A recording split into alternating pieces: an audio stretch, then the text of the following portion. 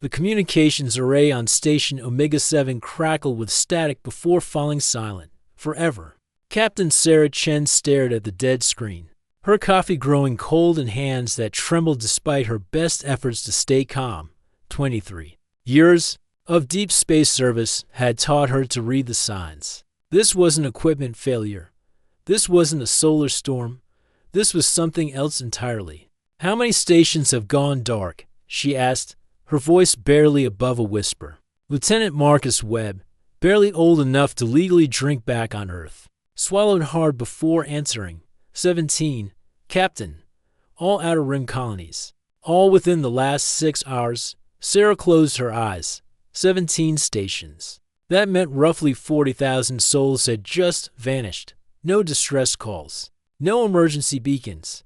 Just silence spreading across the galaxy like a plague. "Ma'am," Webb continued, his voice cracking, "there's something else. Long-range sensors are picking up movement in the Vega sector. Big movement. The bridge of the UES Defiance hummed with nervous energy. 24 crew members, the best humanity had to offer. And Sarah could smell their fear. She didn't blame them. Hell, she was terrified too. But fear was a luxury they couldn't afford. "Put it on the main screen," she ordered.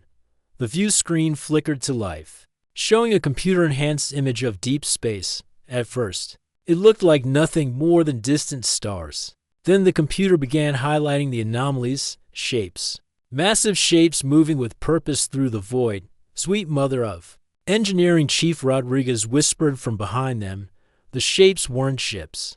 They were too big to be ships. Each one was roughly the size of Manhattan, dark against the star field, and there were dozens of them, moving in perfect formation toward human space. "Analysis?" Sarah asked, surprised by how steady her voice sounded. "Unknown composition," Webb reported, his fingers dancing across his console. "No energy signatures we recognize. No response to hailing frequencies." "Captain," he paused, looking up at her with wide eyes. "They're moving faster than anything should be able to move in normal space. Our computers can't even calculate how they're doing it." Sarah nodded grimly. She'd seen enough. "All stop. Silent running protocols. And get me a secure channel to Earth Command." As the bridge lights dimmed to emergency red, Sarah found herself thinking about her daughter back on Luna Colony. Little Emma, only 8 years old, who still believed her. Mommy fought space pirates for a living. If only it were that simple. The secure channel opened with a burst of encryption static. Admiral Harrison's weathered face appeared on screen, and Sarah could see the exhaustion in his eyes. "Sarah," he said without preamble, "tell me you have good news." "I'm afraid not, sir. We've confirmed the presence of what appears to be a massive alien fleet, at least 40 vessels, each one larger than our biggest dreadnoughts. They're heading directly for the Sol system." Harrison was quiet for a long moment. When he spoke again, his voice carried the weight of humanity's fate. "How long do we have?" Sarah looked at Webb, who was frantically running calculations. 18 hours, sir. Maybe less." "Understood." "Defiance, you are hereby ordered to shadow the alien fleet and gather intelligence. Do not engage. Repeat, do not engage." "Sir, with respect, what's our plan here? We've never faced anything like this. Our weapons, our shields, everything we have is designed to fight other humans." Admiral Harrison's expression grew even more grim. "Sarah, there's something you need to know. We've been monitoring alien communications for the past 6 hours. Our xenolinguistics team managed to decode fragments of their transmissions." Sarah felt ice form in her stomach. "And they're not here to invade us, Captain. They're here to exterminate us. Every man, woman, and child. They call it the final cleansing." The bridge fell silent except for the hum of life support systems. Even the computer screens seemed dimmer somehow. "Sir," Sarah said carefully, "what do we do? Why are they?" "We broke a rule, Captain. The oldest rule in the galaxy. A rule we didn't even know existed." The transmission ended, leaving Sarah staring at a blank screen and facing the impossible task of saving humanity from an enemy they didn't understand, with weapons that might be useless, and a secret that could damn them all. Behind her, someone whispered, God help us. But as Sarah watched those massive alien shapes continue their relentless approach toward Earth, she wondered if God was listening, or if humanity was truly alone in the dark. Chapter 2.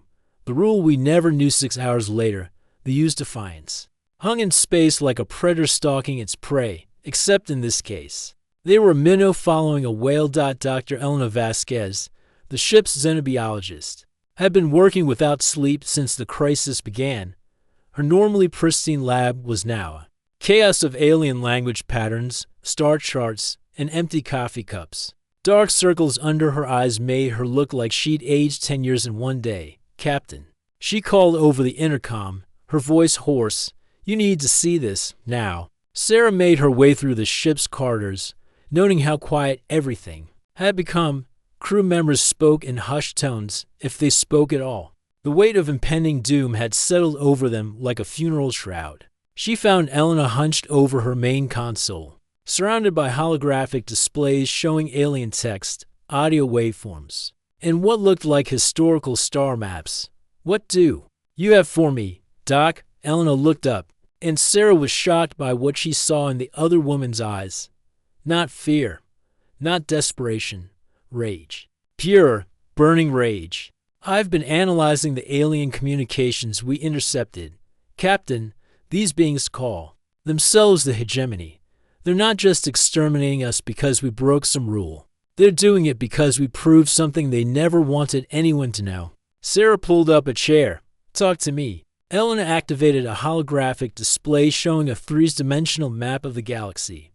Thousands of points of light represented star systems, but many of them were marked with ominous red X's. The hegemony has been the dominant force in this galaxy for over 1 million years. They maintain their power through a simple system. Any species that develops faster than light travel is immediately contacted and given a choice. Join the hegemony as a servant race or be destroyed. Okay, Sarah said slowly. That's horrible, but not exactly shocking. Plenty of human empires have worked the same way. That's not the rule we broke, Captain. Elena's fingers moved across her console, and the galaxy map zoomed in on human space. Look at this. Really look at it, Sarah. Study the display. Human colonies were marked in blue, spreading out from Earth in an almost random pattern. Nothing seemed particularly unusual about it. I don't see. That's exactly the point. Elena's voice rose with excitement and fury. Captain, we've been in space for 300 years. In that time, we've established over 100 colonies, developed incredible technology, and spread across dozens of star systems. We've done all of this without ever encountering another intelligent species. Sarah frowned. What are you saying? Elena pulled up another display, this one showing communication logs from deep space probes. We've been sending signals into space for centuries, radio waves, laser communications, quantum transmissions. According to the laws of physics, any advanced civilization should have detected us decades ago. The pieces began falling into place in Sarah's mind, but she didn't want to believe it. Elena, are you telling me they've been hiding from us? Not just hiding, Captain, actively avoiding us. The hegemony has a strict protocol.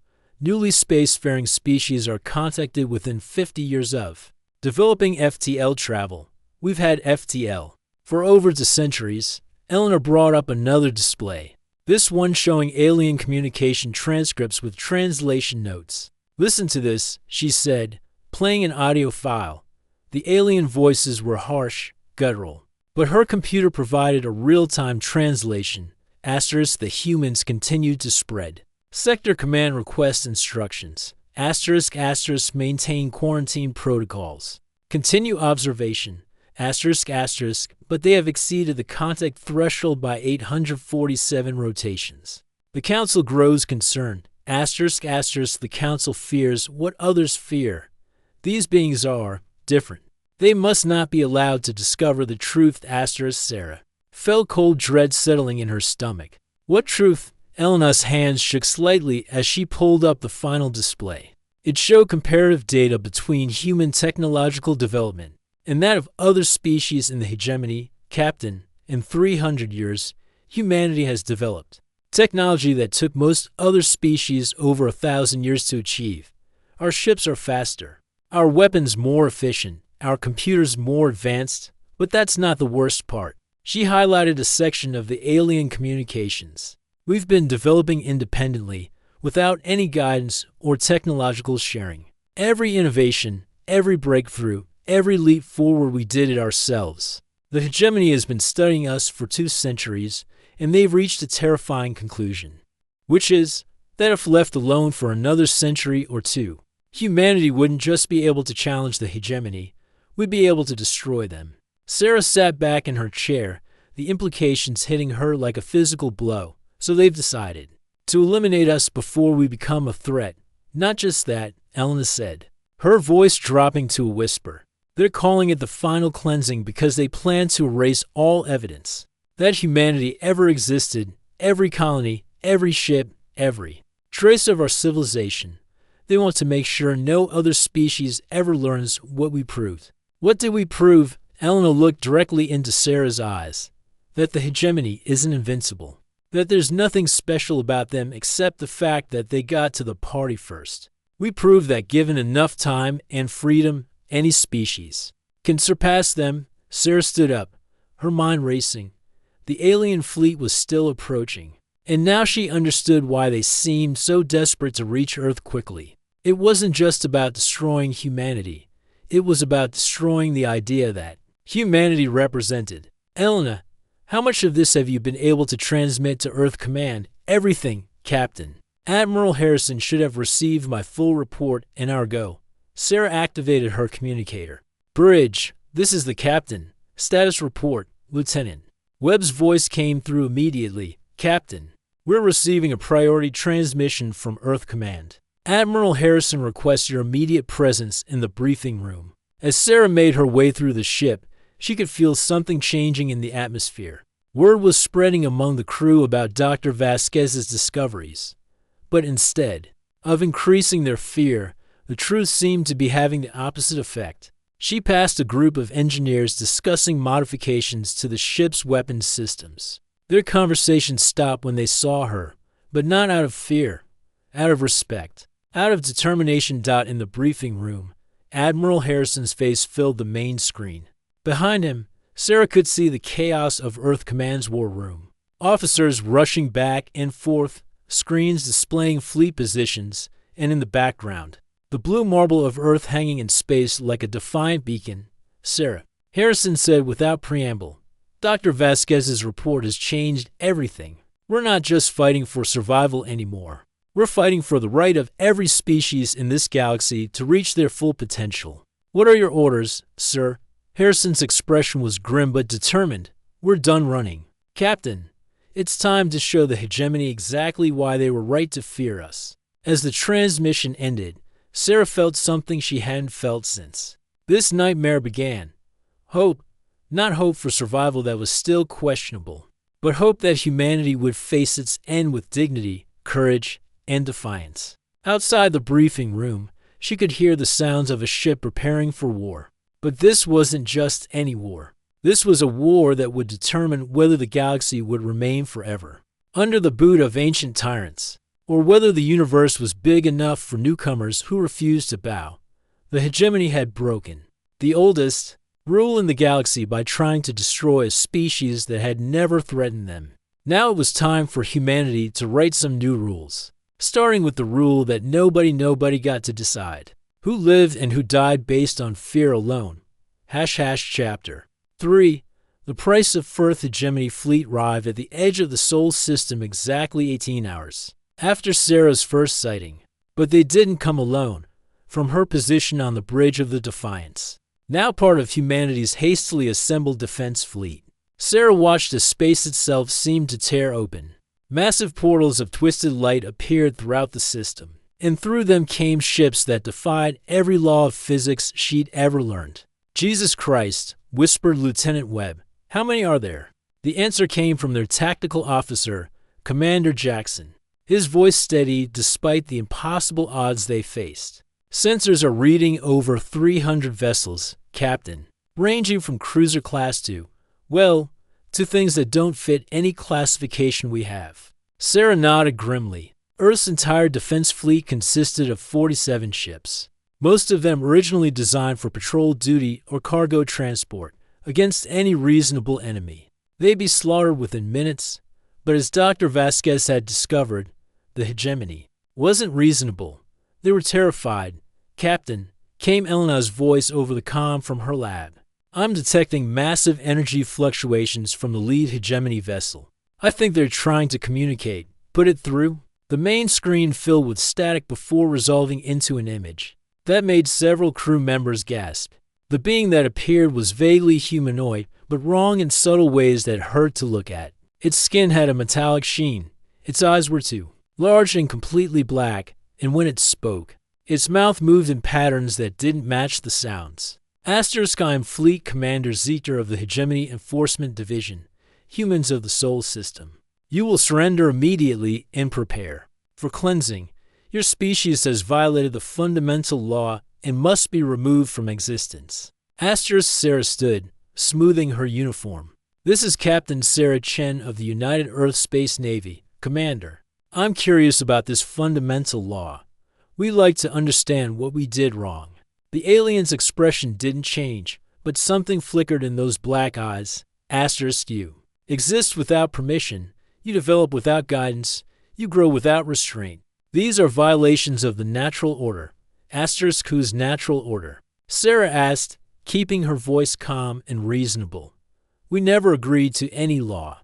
We were never given a choice. Choice is for established species. You are an aberration. An error that will be corrected. Behind the alien commander, Sarah could see other figures moving around what appeared to be a massive bridge. The technology visible in the background was incredible displays that seemed to float in midair. Control surfaces that responded to thought rather than touch, weapons that hummed with barely contained energy. But as impressive as it all was, Sarah noticed something else. Something that filled her with hope. The aliens were afraid. It was subtle attention in their movements, a quickness to their gestures. The way they kept glancing at displays, showing human ship positions. These weren't the actions of a supremely confident species dealing with an inferior threat. These were the actions of beings who knew they might be in a real fight. "Commander Zeter," Sarah said, "before you begin your cleansing, I have a question. In your million years of galactic dominance, how many species have you encountered that developed faster than light travel independently?" The alien was quiet. For a moment, all species require guidance. All species follow the established path. That's not what I asked. How many developed FTL on their own, without contact from the hegemony? Again, silence. Then, such development is irregular. Cow. Irregular? 1 in 100 species. 1 in 1,000. This communication serves no purpose. Prepare for cleansing. But Sarah pressed on, sensing weakness. "Commander, what's the real reason you're here? Is it because we broke some law, or is it because we proved something you don't want the rest of the galaxy to know?" The alien's composure cracked slightly.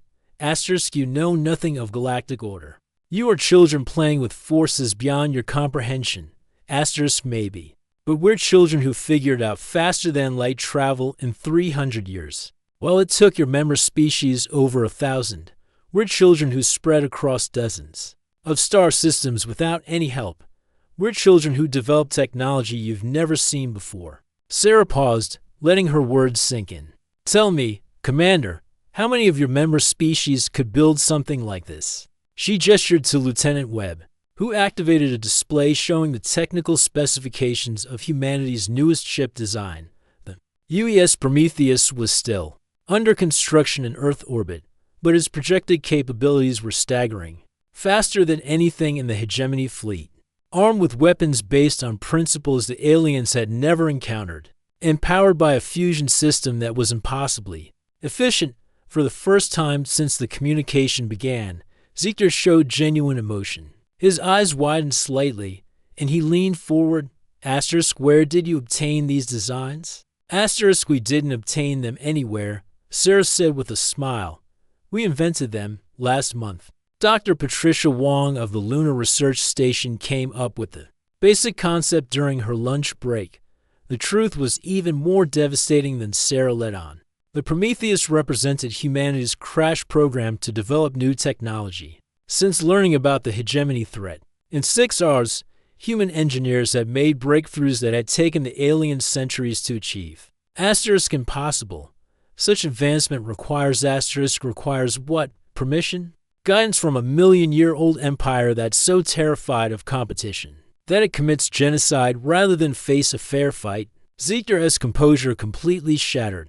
Asterisk, you will be silent. You understand nothing. The order we maintain has brought peace to the galaxy for 1,000,000 years. Asterisk, peace? Sarah laughed. And it wasn't a pleasant sound. Commander, we've analyzed your communication logs. We know about the 17 species you've cleansed in the past 1,000 years. We know about the restrictions you place on your member races. We know about the technology you suppress to keep anyone from challenging your dominance. She took a step closer to the screen. You don't maintain peace, Commander. You maintain fear. And now you're afraid of us. The alien began speaking rapidly in his own language to figures off-screen. Sarah couldn't understand the words, but the tone was clear. Panic, Captain, Commander Jackson said quietly. I'm reading massive energy buildups across their fleet. They're powering weapons. Sarah nodded. She pushed as far as she could. Time for the final gambit. Commander Zichter, she said, her voice carrying across the bridge and out to the alien fleet. You came here to destroy us because you're afraid. We'll inspire other species to rebel against your empire. But you've made one critical mistake. Asterisk, what mistake? Asterisk, Sarah smiled. And it was the smile of a predator who had just cornered her prey. You told us we were special. You confirmed that humanity is unique in the galaxy. And now, thanks to this conversation being broadcast on all frequencies to every corner of human space, every human being in existence knows exactly what we're capable of. Zichter's face went pale. Asterisk, no. The transmission was secured. Asterisk, Commander. We've been breaking your codes since the first day. Did you really think we wouldn't figure out how to crack your communications encryption? The truth was that Elena and her team had only managed to break about 30% of the hegemony's codes. But Zichter didn't need to know that. Asterisk, you have doomed your species. We will show no mercy. Asterisk, maybe, Sarah said. But we've already won the war that matters. Every human who heard this conversation now knows that we're not just fighting for survival. We're fighting for the future of freedom in this galaxy. She turned to her communications officer. Open a channel to all ships in the fleet. When the channel was open, Sarah's voice carried to every human vessel in the system. This is Captain Sarah Chen to all ships. You've heard what we're facing, and you know why we're here. The hegemony wants to destroy us not because we're evil, not because we're threatening them, but because we represent hope. Hope that species don't have to bow down to ancient empires. Hope that innovation and courage can triumph over fear and oppression.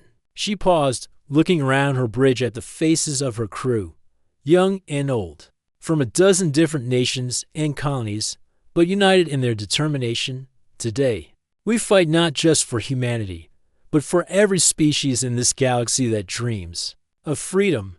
We fight for the right to explore, to grow, to reach for the stars without asking permission from anyone. Sarah turned back to face Commander Zichter. So go ahead, Commander. Show the galaxy what the mighty hegemony does when faced with a species that refuses to kneel.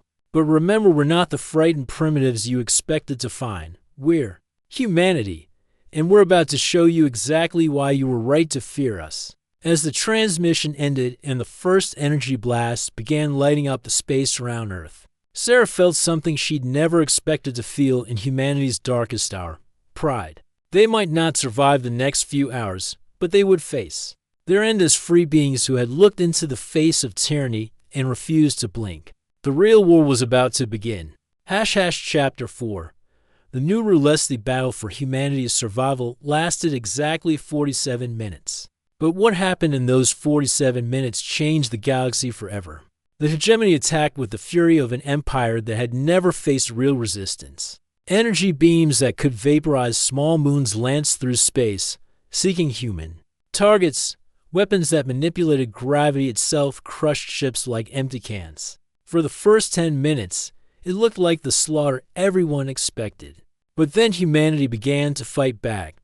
The U's Defiance, along with 6 other human vessels, had been quietly modified over the past 18 hours. Dr. Elena Vasquez and her team had managed to reverse engineer fragments of hegemony technology from their intercepted communications, and what they discovered had turned human engineering on its head. Initiating quantum displacement drive, called out Engineering Chief Rodriguez from his modified station. All hands, brace for dimensional shift. What happened next violated several laws of physics and probably a few laws of common sense. The Defiance simply stopped existing in normal space for 0.3 seconds, then reappeared directly behind the lead hegemony vessel, full spread, all tubes. Sarah ordered calmly. The torpedoes that launched weren't just explosives.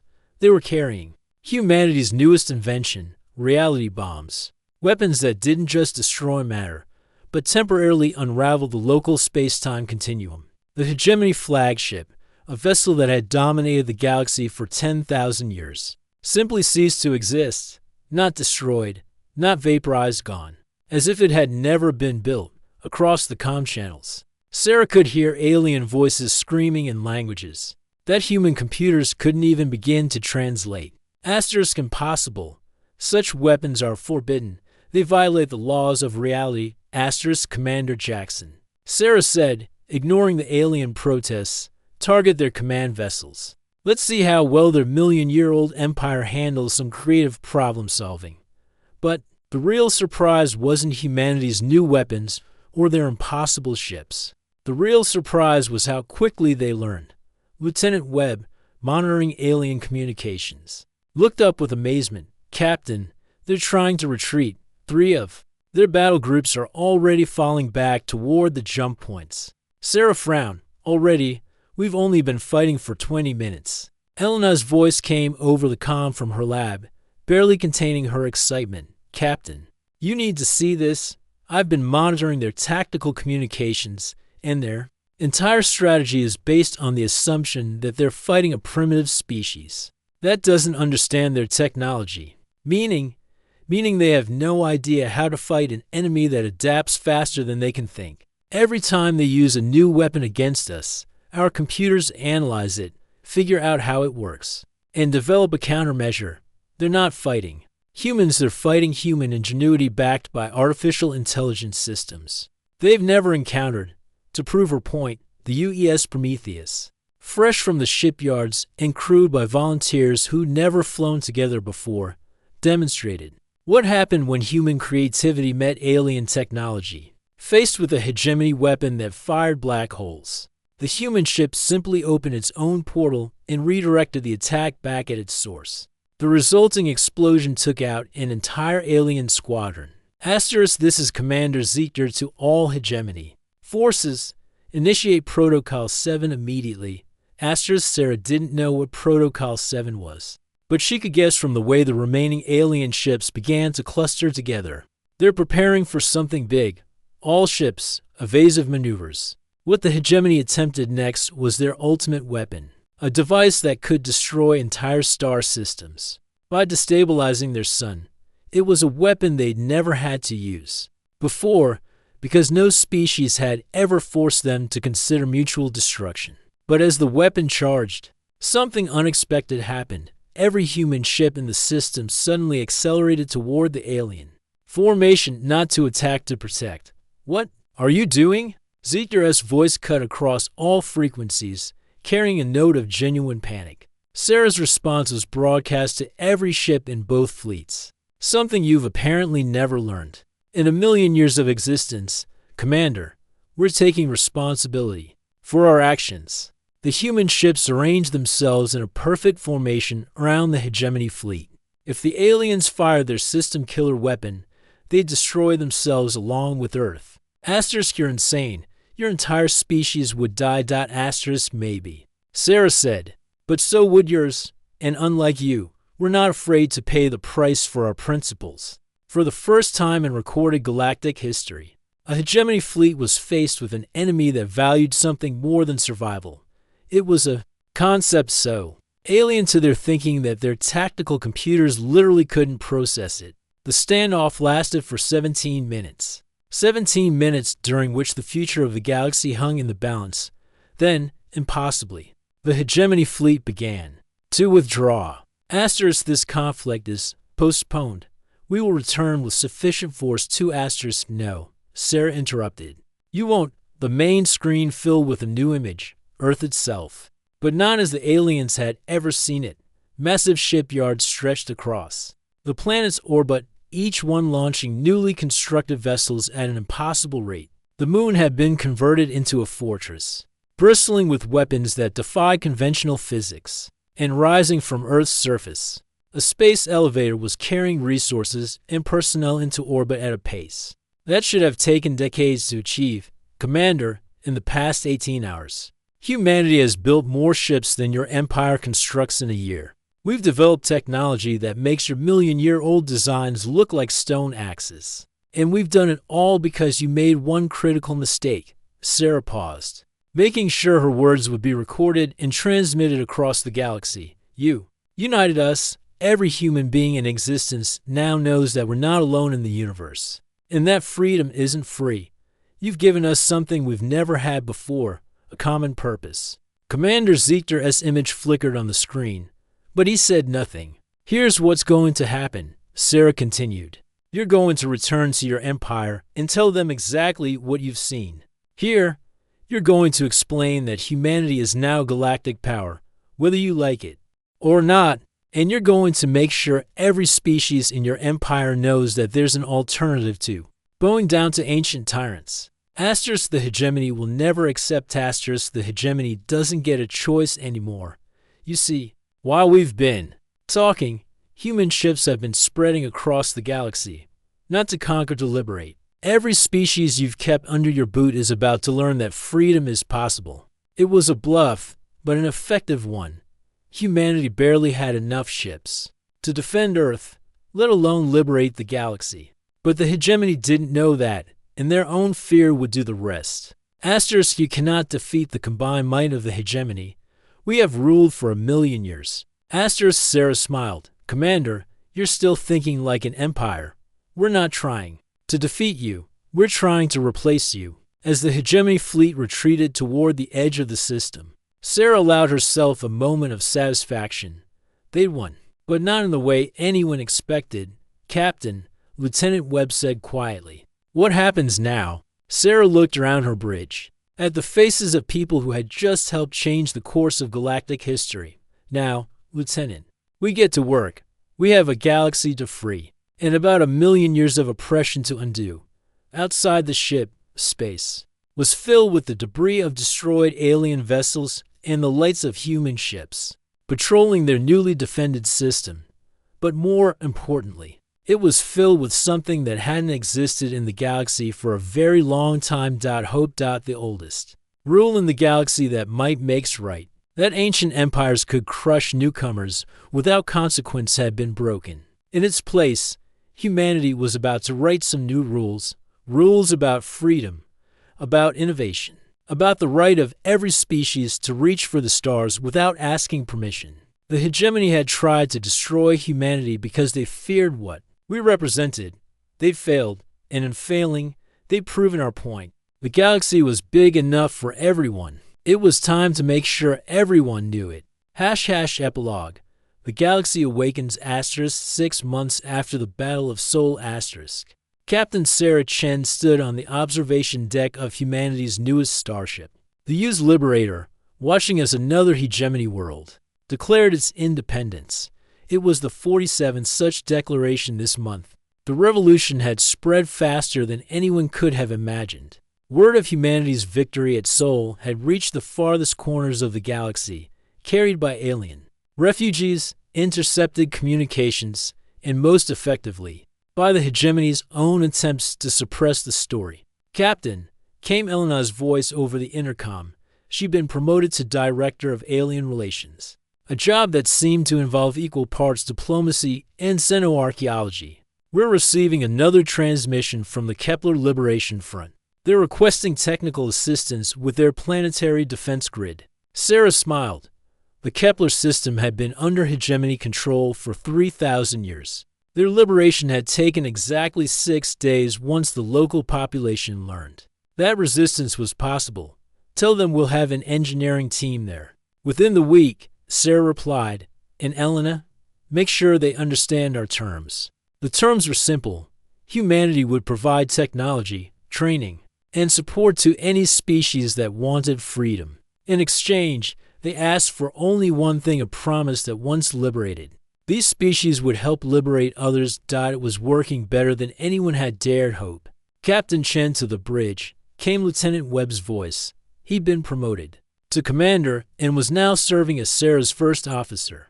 We're receiving a priority transmission from Earth Command. Sarah made her way through corridors that hummed with activity. The Liberator was 3 times the size of the old Defiance, crewed by humans and aliens working side by side. It was a sight that would have been impossible to imagine just 6 months ago. On the bridge, Admiral Harrison's image filled the main screen. But he wasn't calling from Earth Command anymore. He was calling from the bridge of the UES Prometheus, now serving as the flagship of humanity's rapidly expanding fleet.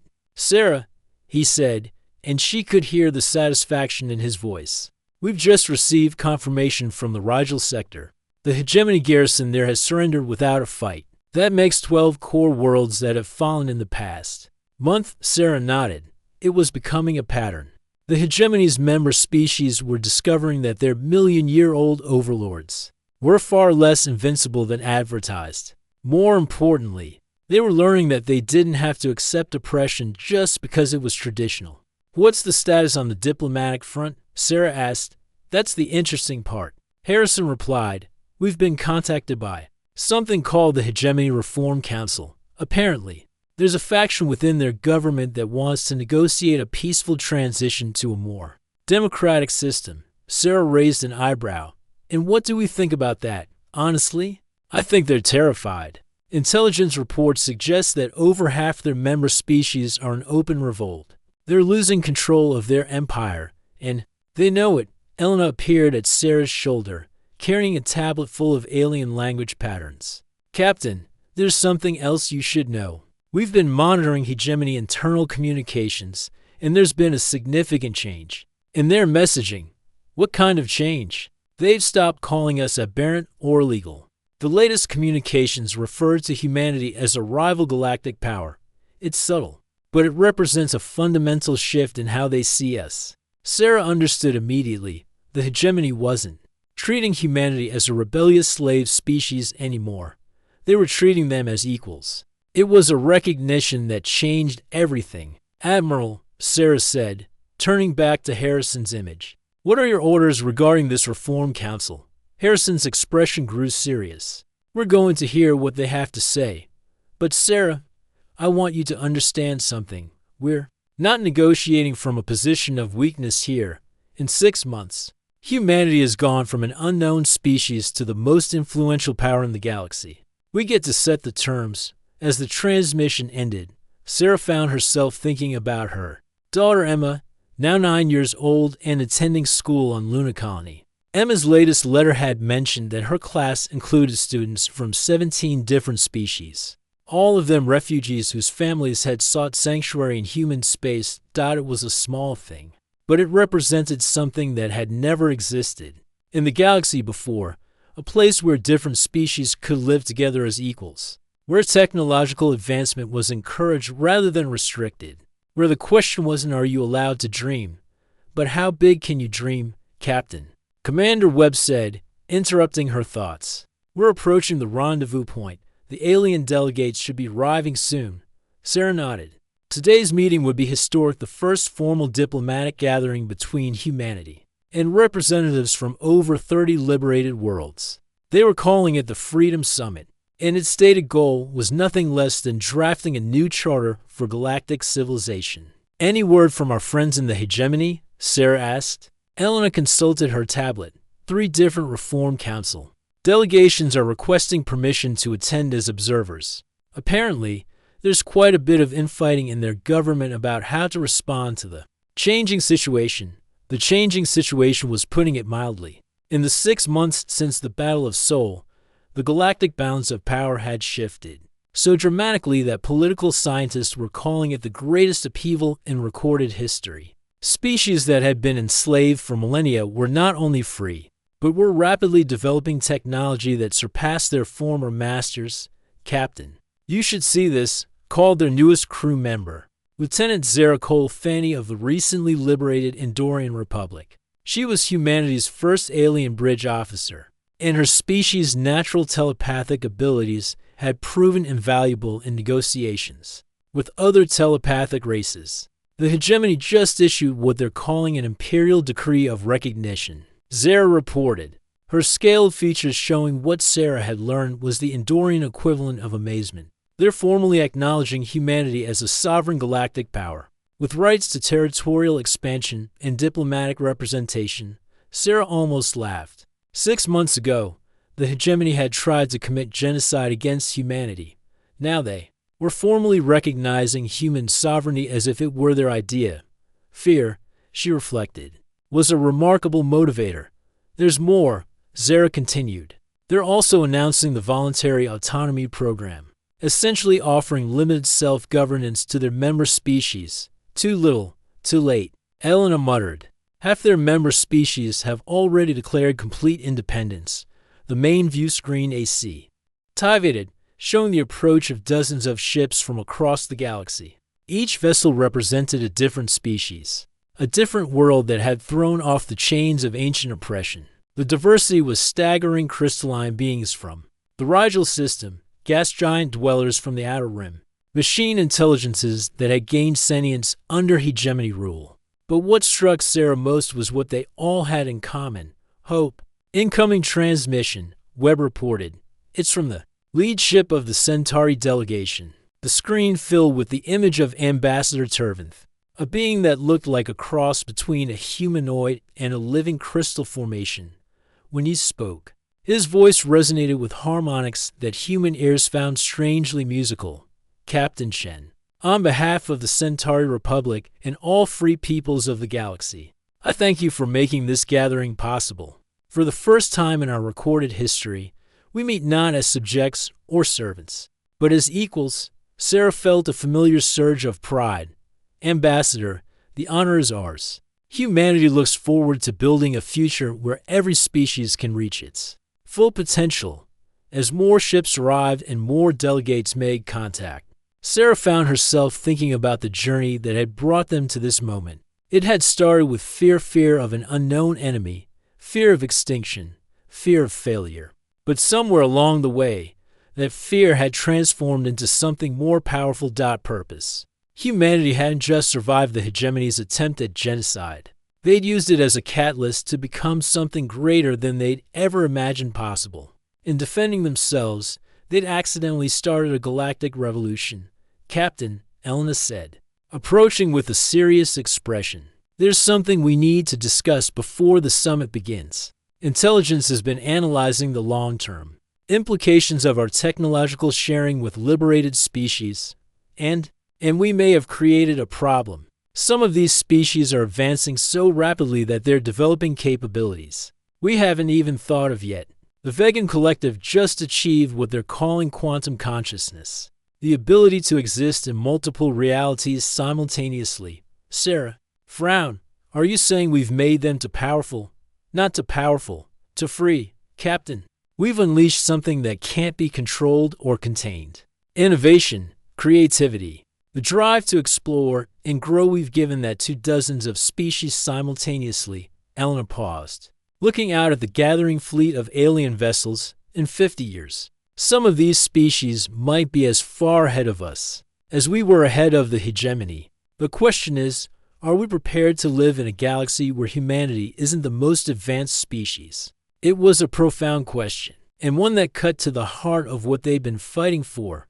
Had humanity started this revolution to become the new galactic overlords, or to create a universe where everyone could flourish? Sarah thought about her daughter Emma and the letters describing her multicultural, multi-species classroom. She thought about Lieutenant Zara and the dozen other aliens now serving on human ships.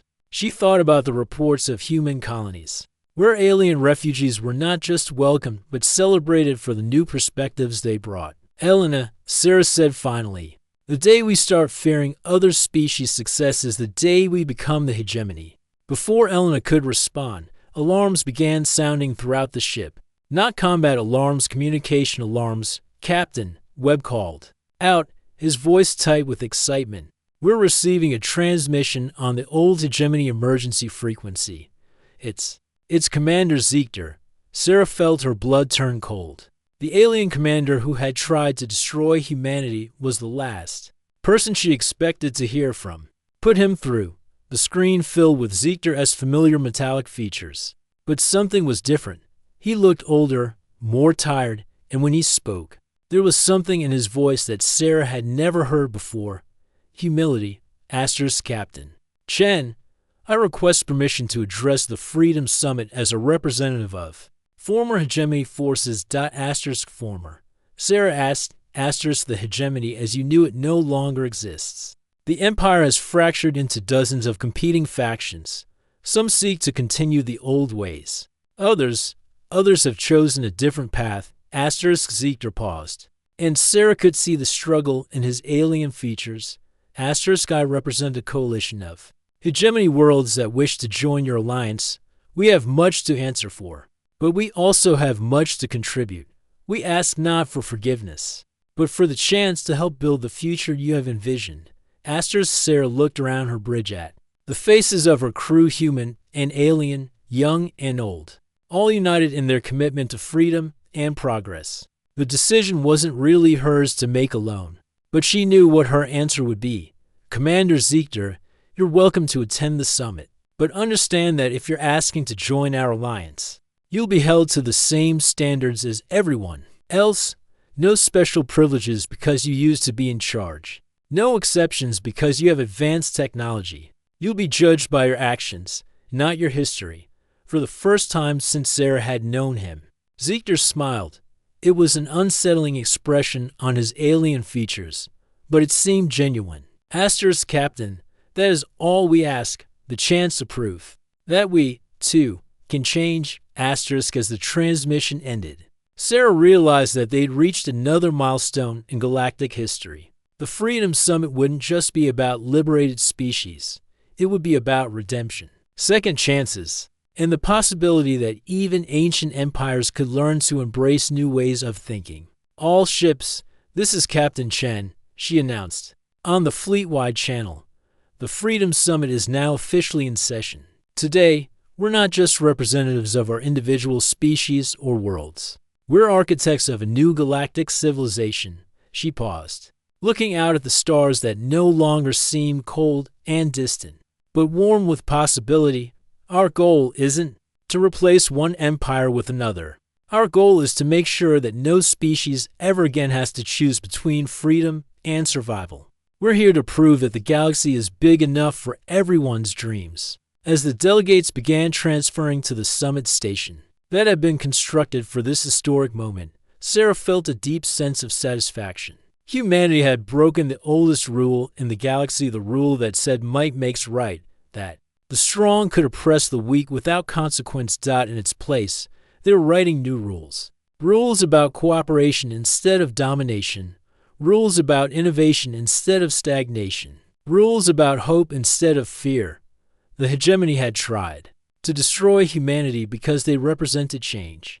They'd failed, and in failing, they'd unleashed something far more powerful than any weapon or technology. They'd unleashed the idea that things could be different. And ideas, as any galactic tyrant could tell you, were the most dangerous force in the universe. As Sarah prepared to beam down to the summit station, she couldn't help but smile. 6 months ago, she'd been a starship captain trying to save her species from extinction.